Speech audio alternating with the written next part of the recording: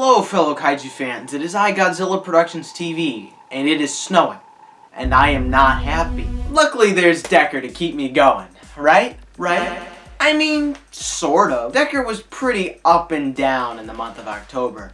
From great to, oh boy. Let me explain why. Episode 13. A recap episode. You just gotta love them. You just gotta love recaps. You have to. And I definitely have to say this one was bad. For a recap. I don't know how they managed that, but they did. I thought we were making progress with Z. And even Trigger with having plot progression in the recap. Z did it amazingly with Kennegon. That was just like incredible when it happened because it tried with its recap episode. Even Trigger did it. And I think it's the worst Ultraman show ever. So, how did Decker screw that up? I have no real way to rate a recap episode because it's absolutely nothing like a normal one. So, out of 1 point, I give it a 0 out of 1 because there was 1 point it could get, and that is plot progression, which it does not have. As for episode 14, I am absolutely blown away that Takase, goofy, silly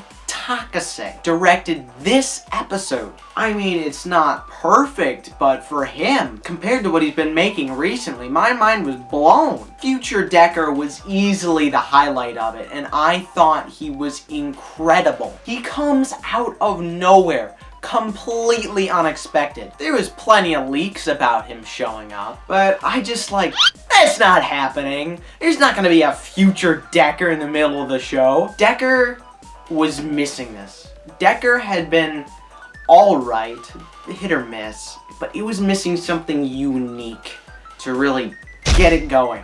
And this was it for me. I knew the second that man landed, that stuff was getting good. Oh my goodness. That fight with future Decker, it's up there as one of the best fights in the show. What I love about it most, I think, is that we get to see the full true potential of Decker without having to wait like the entire show till Kaneda gets enough experience.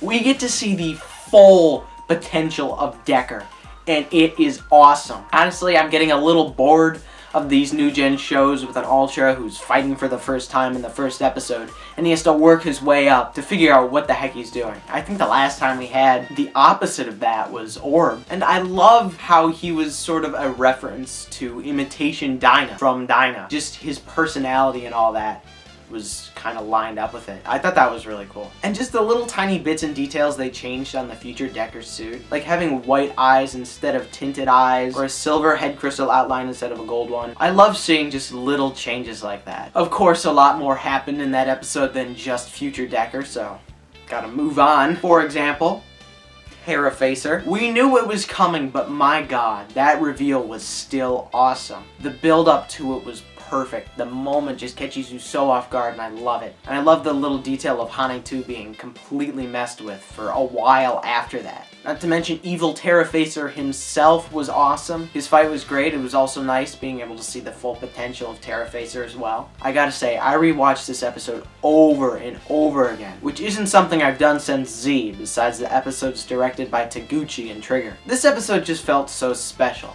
It's really the first time since Z that we've seen something unique happen in Ultraman. This is pretty much, sort of, the first time this kind of thing has happened. I only have 2 complaints about this episode. The first one being that they went out of their way almost to not show that this Spherosaurus is more powerful than the last one. Every opportunity they had was wasted. Like when the nurse cannon fires a beam at it, the spheres block it and the beam hardly hits him. Or when the Guts Hawk beam hits it and it's just for a second. If the beam had fired at it as long as it did Sphere Red King, then that definitely would have shown how powerful this Spherosaurus was. And the second one being is the opening scene was kind of poorly put together. There was some weak shots and weird cuts. But in the end, I do bless this episode with a rating of 9 out of 10.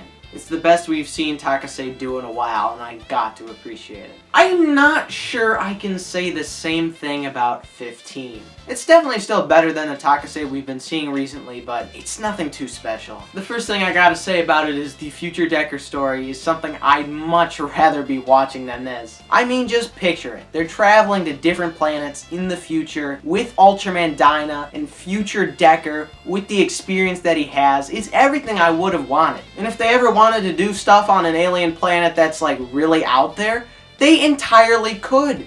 Just film everything on those LED screen sets. But unfortunately, we have to deal with what we have. So what do I think of what we have? I will say I am pretty interested to see where this show goes. However, what we're looking at right now with Erebunta and Terrafacer in episode 18 and Trigger and Galactron in episode 19, I gotta say I'm not looking forward to that. But hopefully everything after that is good, because these episodes do actually set up some pretty interesting things. Like obviously the future Decker timeline, which I assume is gonna play more into what's happening later in the show. And they do set up Dinah, so he better show up! Unfortunately, this episode definitely had some negative things in it. That being the main draw of it, Decker Dynamic. I thought everything with Decker Dynamic was appalling, honestly.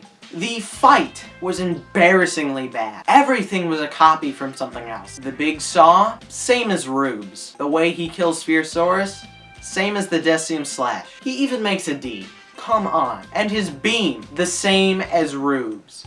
It's literally shot the same too. And he fights everything one at a time in this fight. He goes from Terrafacer, and then Terrafacer just kind of hangs out for a little bit.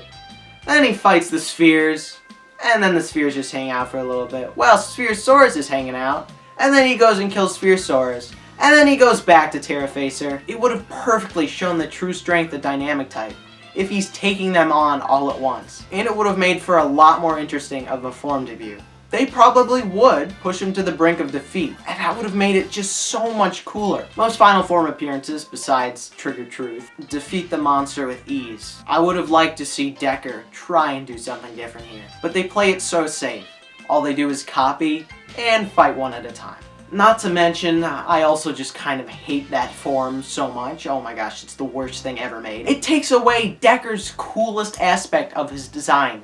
That being asymmetrical. I know I do not shut up about this, but I can't get over it. How could you screw up that bad? Not to mention, it's just ugly to look at. For a form called dynamic, the design isn't very dynamic. It's way too simple. I know a lot of people praise it for being so simple, because final forms are usually crazy, but maybe save it for one that's not called dynamic type, and it could have been so simple to just add a little more color to it and make it asymmetrical. I don't understand why that's so hard. Also, the weapon is stupid.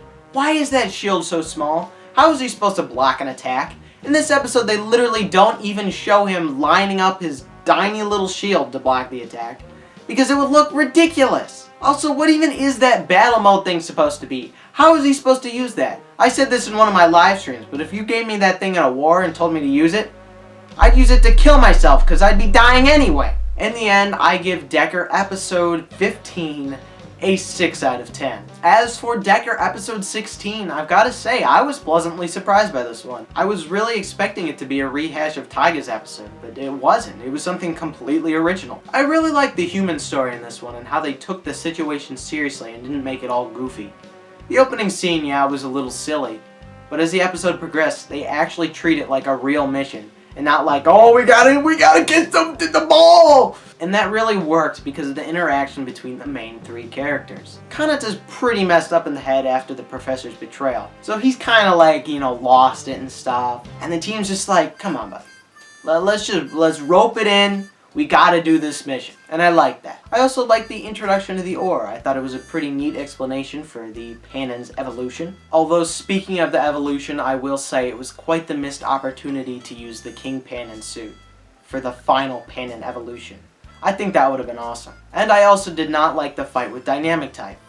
Yeah, shocker, I know. It was just pretty underwhelming in the end because of just how stupid that form is. Oh my god, I'm never gonna shut up about that. And you know it. In the end, episode 16 gets a good old 8 out of 10. Anyway, this has been Godzilla Productions TV. Don't forget to like, comment, subscribe. Check out my Instagram and the Trunker Podcast. It's a podcast I run with a friend, and I think it's worth a listen, so you guys should check it out. Until next time, see you guys later.